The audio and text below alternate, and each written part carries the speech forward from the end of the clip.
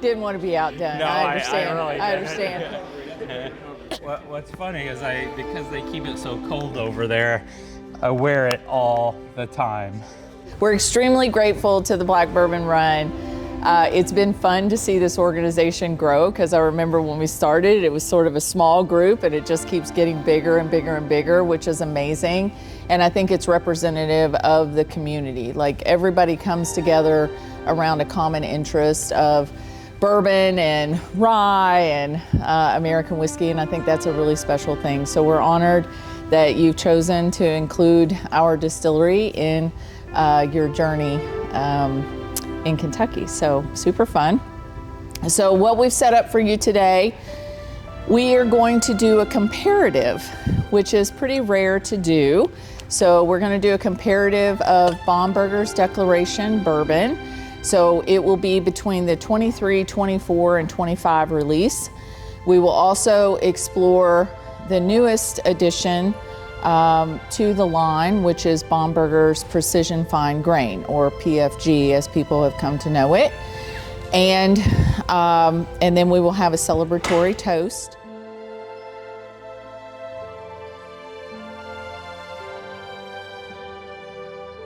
Started in 1753, 1753. That was a long time ago. I wasn't alive back then, just to be clear. But that's pre-U.S. Constitution. So started by a gentleman, John Schenck. He was a Swiss Mennonite farmer, taking his excess rye grain and converting it to spirit. He later sold to Abraham Bamberger. So Schenck's and Bamberger's are part of our Legacy series, which honors the heritage of the brand. And we'll be talking about one of those in more detail today as we taste through with Bamberger's. Closed during U.S. Prohibition, reopened in 1934, and it was picked up by a gentleman in the 50s named Lou Foreman, who renamed the brand after his two children, Michael and Peter, and it was the joining of their two names that made the name Michter's. Family acquired the brand in the 90s. They acquired the abandoned trademark, and that was $245 in a trademark application is what got them the name Michter's. So it's a pretty amazing thing. Now, they didn't get any assets. They didn't get any distillery, no barrels, no nothing. Pretty remarkable story. I think what's really impactful for me personally is that they built a brand during a time when it wasn't lucrative to get into the bourbon industry. So today, as you will all be aware, because that's part of the reason why you're here, is traveling around, so many great brands in Kentucky, so many beautiful different flavors, so many different things to experience. And that's what makes it special, is because we all do it different. We all have a different history and heritage and beauty in the art of making Kentucky bourbon and Kentucky rye. But today, many people want to get in the game, right? But if you roll the tape back to the 90s, wasn't a great time to try to break into the American whiskey business. Even though you had this great old trademark, still, people weren't drinking American whiskey at the time. So everything they've done, they've had to build from scratch, which, you know, has been a very long journey. It's a journey of perseverance and passion and hard work and building a team and building what, you know, we have here. It's a pretty remarkable story. Once they acquired the abandoned trademark, the first strategic decision they had to make was indeed to resurrect the brand in Kentucky.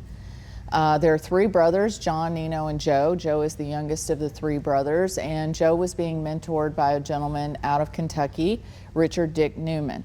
Now, Dick Newman knew a thing or two about bourbon because he ultimately became president and CEO of Austin Nichols Wild Turkey at the time. And he said to the family, if you're going to do this, you really need to surround yourself with people that really understand this business. And it's not just great distillers or people who understand barrels. It's also about all the people who support this industry, and they're people that, like Jacqueline is one of them. She's our controller. The people who understand this is a highly regulated industry. There's a lot of compliance, there's a lot of tax, and every single detail is tracked, monitored, and managed. And so it's a very precise business, and you need the people who are going to help you be successful doing that. They decided to move the brand to Kentucky. Everything they have done since they acquired the abandoned trademark has been done in Kentucky. So that is very important point because, you know, they were also coming up in a time when, you know, more recently, a lot of people were doing different things with different suppliers. You know, companies have been created for the sole purpose of producing whiskey for somebody else. A lot of different things going on in the world now, but at the time, you just have to remember back, I think it was 8 companies and 10 distilleries is what the landscape looked like in Kentucky a long time ago. Today, there's over 120 distilleries, I think, across Kentucky. So it's a very different time. So we've been through 3 phases of operation. The first phase, they were able to taste through some old barrels at Kentucky distilleries that Kentucky was awash with whiskey back in the 90s. Nobody really wanted it.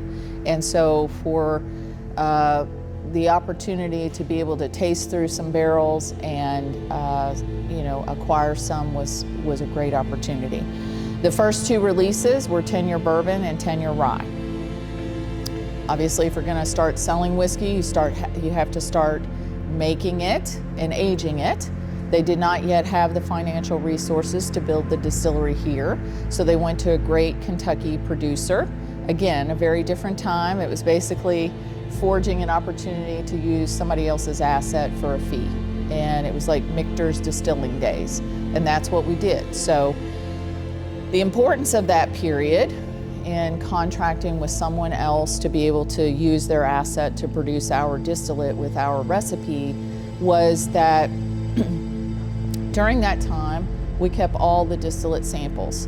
And that was critical because when we built this facility and brought the stills online here, we wanted to be able to refer back to those distillate samples from phase 2 so that we could make the whiskey here as good, if not better, than what we had been doing on somebody else's assets. So that was a really, really important aspect of this because I'm sure you all are aware that there have been many producers who have cut from one thing and gone to another, and it's not that it's bad or good, it's just different. To Andrea's point of like going through the different phases, and our goal again was to make a whiskey that was at least the same, or maybe hopefully people viewed it as even better. That's a win-win for us. But we wouldn't have been able to do it without the extremely talented team that we have. We have such a great diverse skill set. We have like myself coming up from the ground floor. This December's 20 years for me, which is super cool.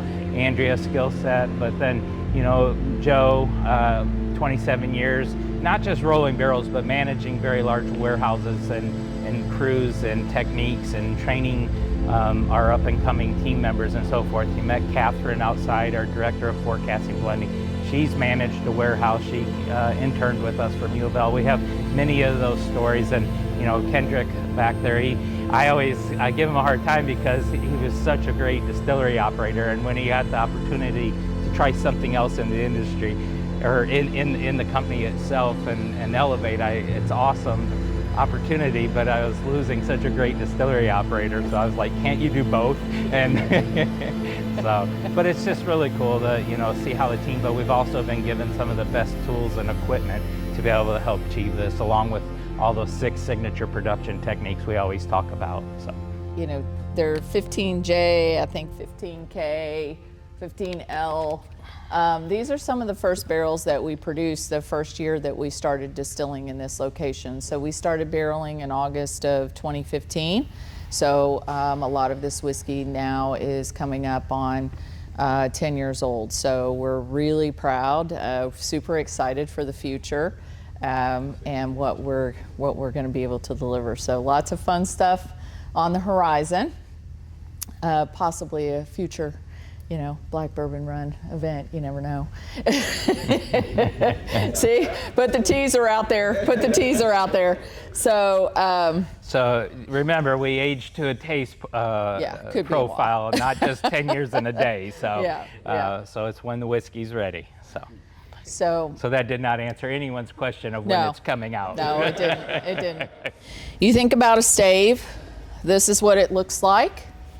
And what the coopers are going to do is they are going to have a stack where they pull this off, and they are going to hand examine it end to end, side to side, looking at the whole thing to decide what do we have here. So here we have a knot that has been identified. And so what they're going to do is they're going to mark that such that now this has to be cut out. This is a usable stave. It's just going to have to lose some of the stave. Great. Good stave. And they've marked this one as open grain. We've got mineral content.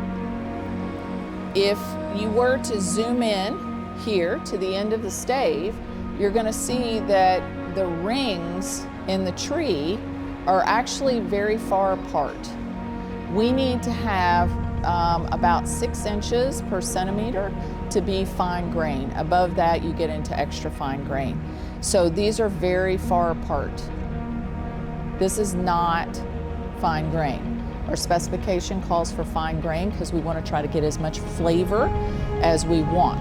This stave has a lot of problems. It's got mineral, it's got sap, it's got a knot. It's actually got, they've marked it here because it's got splits in the wood. So this is actually going to end up probably going to the burn pile. So it'll be used for toasting. They'll cut it up into pieces or something to use for the toasting pits. But so I just give you those as 3 examples of the effort that goes into, they do this by hand. Somebody stands there and pulls a stave, inspects it, and puts it on a pile. Either a go forward pile, a needs repair pile, or trash pile, for lack of a better word. So it's an important thing. People are doing these things. It's a hand skill. It's something they've got to be passionate about. If you go to a cooperage and you see them, like, they don't talk to you. They are zoomed in with laser focus on what they're doing. They're not chatting with their neighbor. They're like zoomed in on what they're doing because it's that critical of a role that they're playing. Even though we were involved in the original creation of these 3 vintages that we're sharing with you today of the Baumburger's Declaration, we did not go back and pre-taste these. So we're going to be going through this with you as kind of what's the experience you were having. We may have memories, but we're doing this right now with you. But the beauty of our Legacy series is each year since 2018, we've been able to do innovation. So each year it's going to be a little different. We do want some consistency, but we also want some difference. And that could be whether it's in the mash bill a little bit, or maybe the type of oak, or the amount of a certain oak, and things like that. Air drying and seasoning and so forth. So it's really cool to walk through these. So we're going to start with the first one from 2023.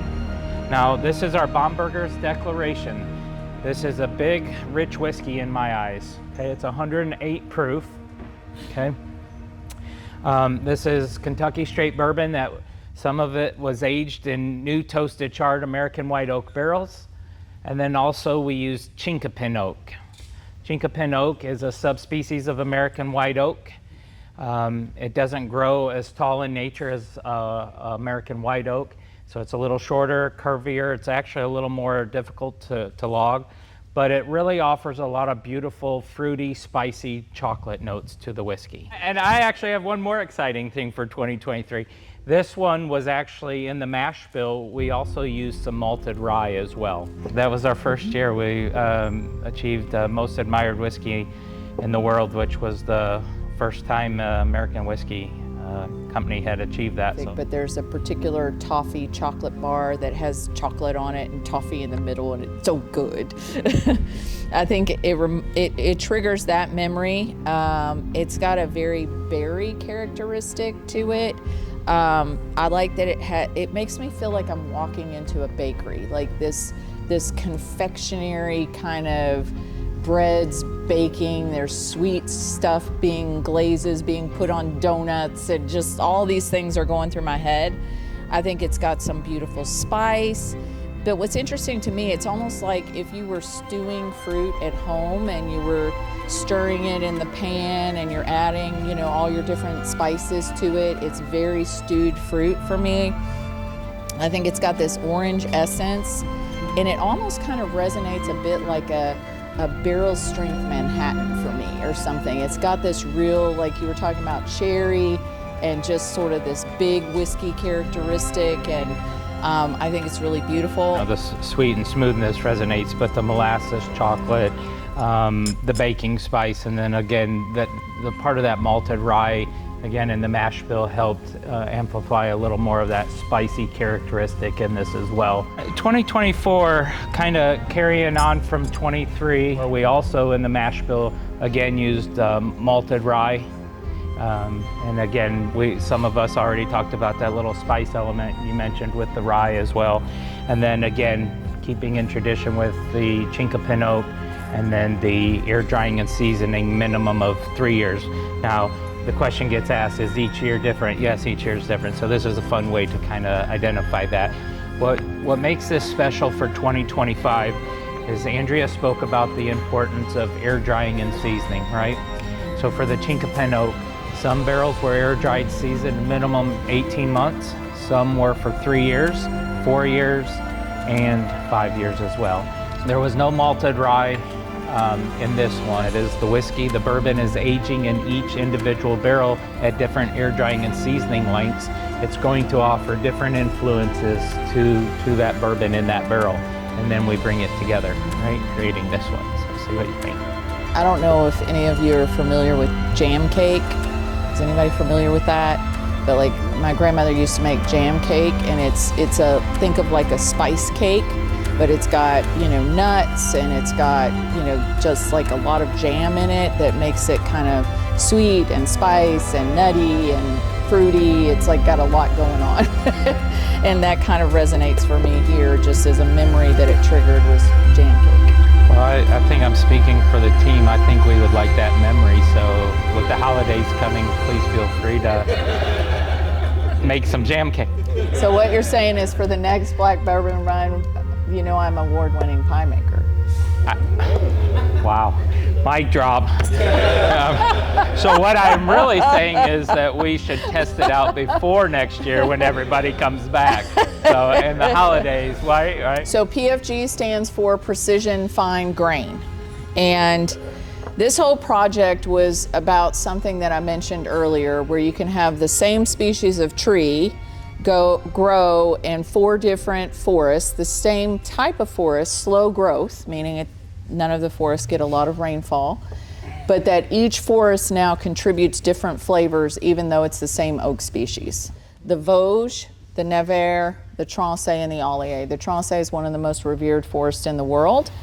Also not easy to source wood from because it's very highly government managed. But we were able to secure the logs.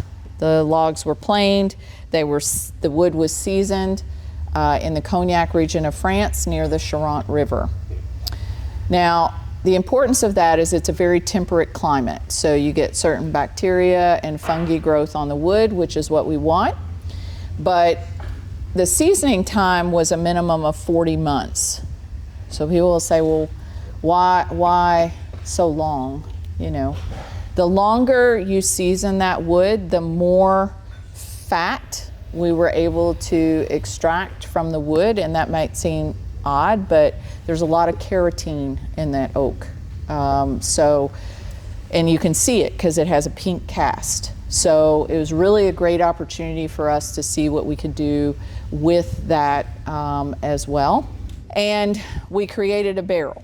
That barrel comprises a certain amount of staves from each forest. So each barrel was made with the same percentage from each forest. all contributing their different flavor profiles to that spirit. So that's what was really exciting. Then we did a proprietary toast and char. You can't treat French oak the same as American white oak. It doesn't translate. It's a very different type of wood. It's the density is different. You have to think about all of those things when you're toasting and charring to get the different extractives. We brought the barrels to the US and we took a fully matured bourbon and we put it into those barrels for a finishing period. We have laid down more French oak, so the future is bright for PFG, although I can't tell you when the next release will be, because as Dan said earlier, we always do it based on the quality of the whiskey and the readiness for release. So it's very exciting to see the investment we put behind innovation, but the investment we put behind releasing a quality product. We don't always have a release, and we don't always do something just to be able to say we did it. We really take great care to release something that we think is exceptional, and that's a tribute to every single team member that works for Michter's. What I get excited about is when I came to work at Michter's, it was about celebrating not just the distillate side, but also the wood side of the business, because it is the final ingredient. So I celebrate finally getting to taste this. Oh, excuse me. Excuse me. Cheers, Dan. Cheers. What we're very proud of here at Michter's, the lineup through the Bomburgers, or the vertical with the Bomburgers, and then the special Bomburgers PFG that Andrea led with the team, and then celebrating it again with you guys, a pour of our 20-year-old Kentucky straight bourbon. So again, it's just a big thank you to all. Always love seeing everybody. It's always a special time. So cheers. Cheers to our friendship.